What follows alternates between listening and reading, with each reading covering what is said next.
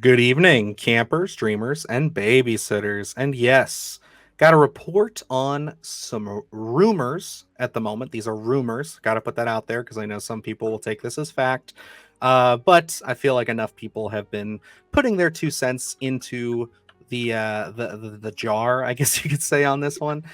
So we absolutely have to as well because we're big Mike Flanagan fans on this channel. Obviously, if you've seen our coverage of his latest Netflix series, Fall of the House of Usher. We made that very clear, and I think we bring it up pretty regularly on the channel in and of itself. So when word came across late last night, that Mike Flanagan is being tapped to overtake the Blumhouse Exorcist sequels, this was such great news, and I can only hope that this comes true because this is kind of but maybe the exception of two other properties, the perfect property for Mike Flanagan's sensibilities. I feel like, especially looking back at things like Haunting of Hill House and Midnight Mass, especially, this would be, in my eyes, the best fit for the Exorcist franchise. Yeah, for me, anything Flanagan does, anytime his name pops up, you have my intrigue. Would I have pegged him necessarily for an installment in the Exorcist franchise? Not really. It just was, I think what he's moved on to Amazon now, and I think what was he tackling, like the Dark Tower series? He's showed some interest in wanting to do that, and I know that's a huge undertaking. So to say that he's going to be tackling a prominent franchise like The Exorcist, I wouldn't have, called that one. It was not on my bingo card, to say the least. But looking at David Gordon Green's, obviously a lot of people were not hot on that one. But so, you need to kind of re-rack and kind of, find someone who's going to steer the ship and get it back on course. I think Mike Flanagan could certainly be that guy.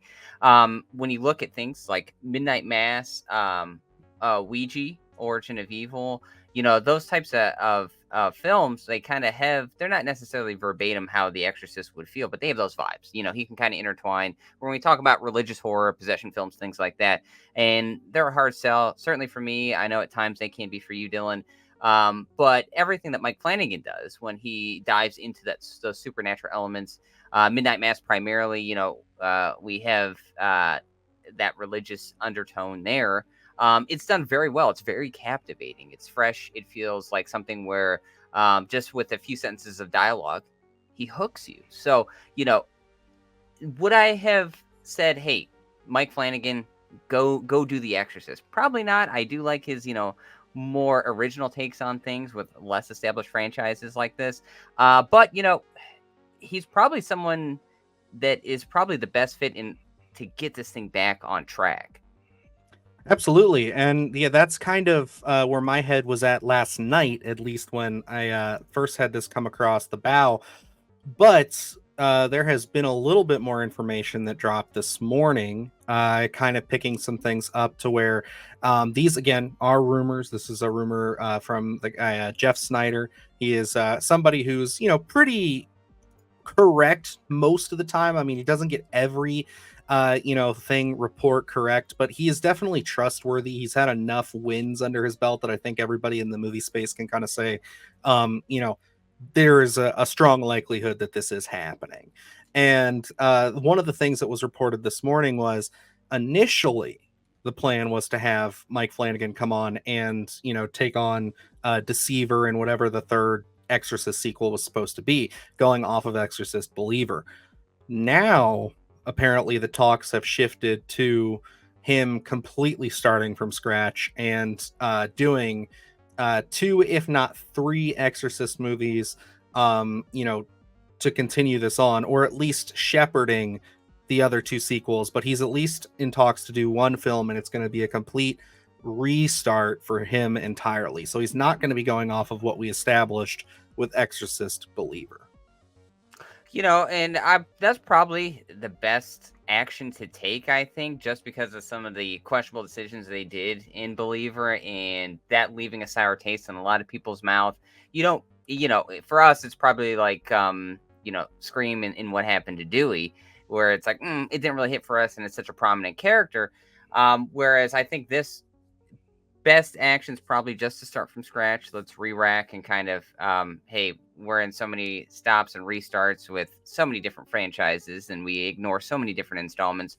What's one more? I think it could be an easier sell. It can be probably feel more natural rather than trying to connect the pieces that David Gordon Green did with Believer and try to, scrape together the best material you can for Deceiver, where it's just kind of start from scratch. We want to get the most bang for our buck in terms of, how much was it Blumhouse spent on Exorcist. So you kind of want to keep this franchise when you're connecting it to that original. I know that the other installments kind of got lost along the way in the 80s, but kind of restore that prominence. And Believer didn't really do that. There's really no confidence in the franchise right now. So to attach Mike Flanagan and say, you know what, that was a swing and a miss. We're owning up to it. Let's give it to Mike Flanagan and see what he's going to do. I think that's honestly the best action to take. Yeah, and I think we walked out of Exorcist Believer, like you had said prior, kind of like pretty mid on it. It was very middle of the road. We didn't hate it, but it wasn't one of those things where it was like, oh, it blew our minds or anything like that, or we absolutely, we're head over heels for it. It was very just a movie we saw, and I walked away from it, and I don't remember much of it. So I think the best bet here is to restart from that, because I feel like having Mike Flanagan step in and try to pick up the pieces here, it's a little weird because he did do something similar to this prior with Ouija, where we had Ouija, the first film, which was just a very generic. Was that Blumhouse or was that something else? You know what? I'm not 100% sure on that one. I can look it up. Yeah, because Ouija, he came in. That was such a mess of a first film. It was one of those ones that's like, we're making this for young audiences to come in, get scared, and that was about it.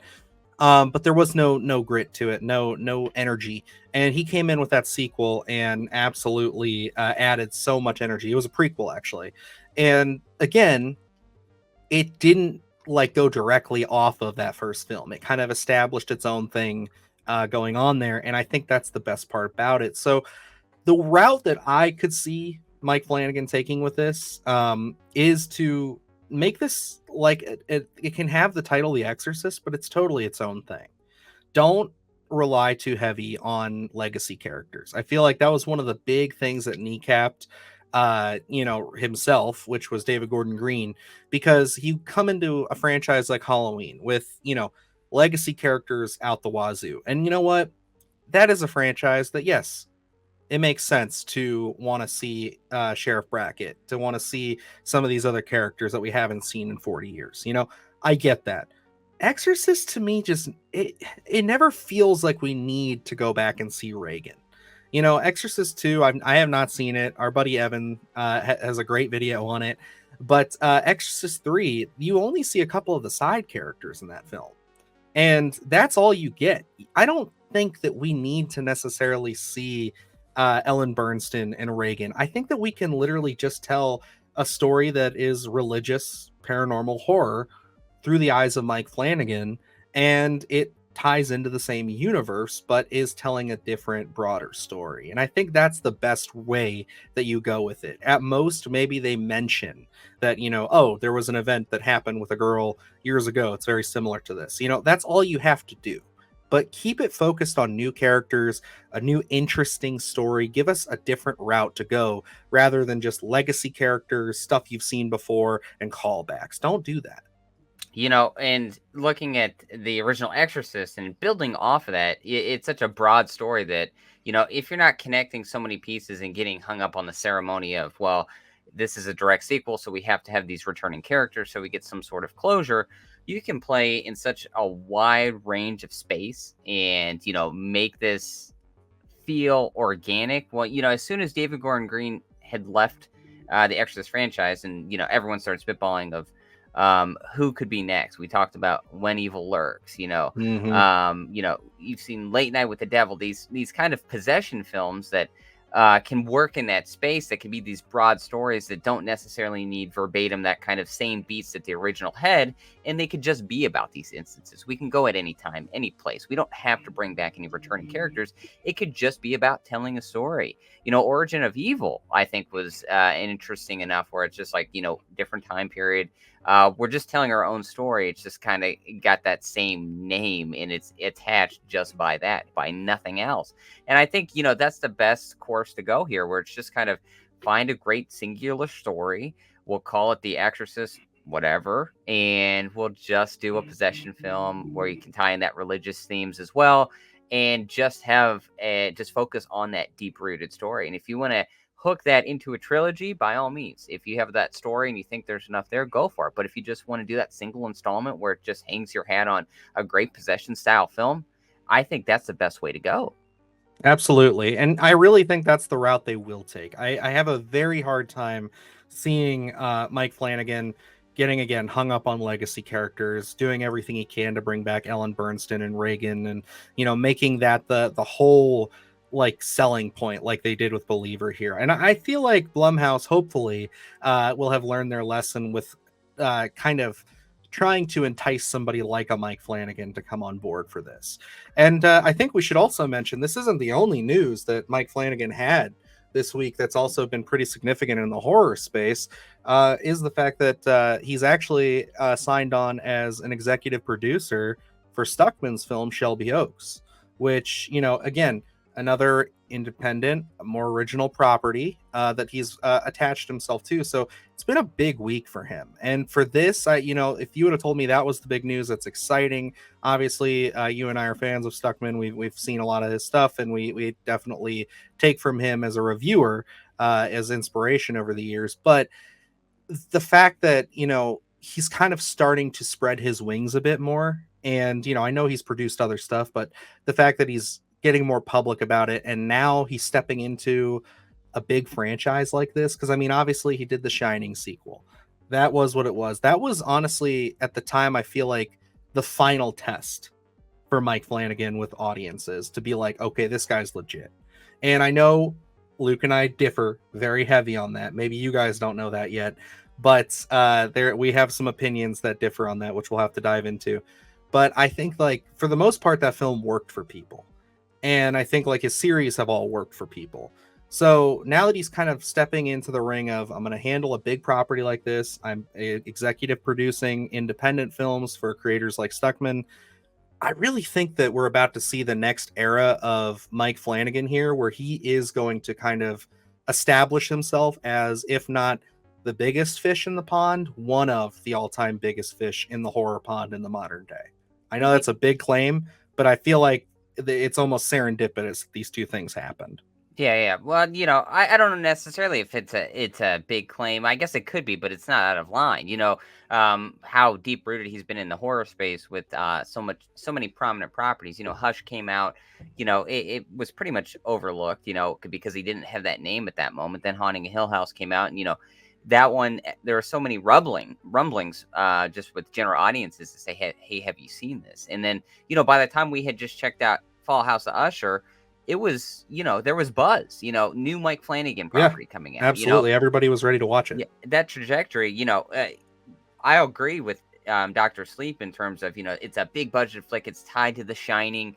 Everyone was excited for it because, it is Stephen King. It's, something, it's so familiar to people that, to have him attached to that property, it's kind of like that Arrival. You know what I mean? To be like, kick open the door and say, I'm here, and I think looking at, Mike Flanagan being attached to Chris Stuckman's film, I think, we talked about the news of Evil Dead, Francis Galupi, being attached to that, and how we're having these young directors attached to these Evil Dead films that are already very talented filmmakers. And I'd love to see, people take notes from that. Exorcist should take notes of that. If we're not going to do a Mike Flanagan trilogy, hey, let's get Mike Flanagan get started on this, and let's attach a younger name with a great vision.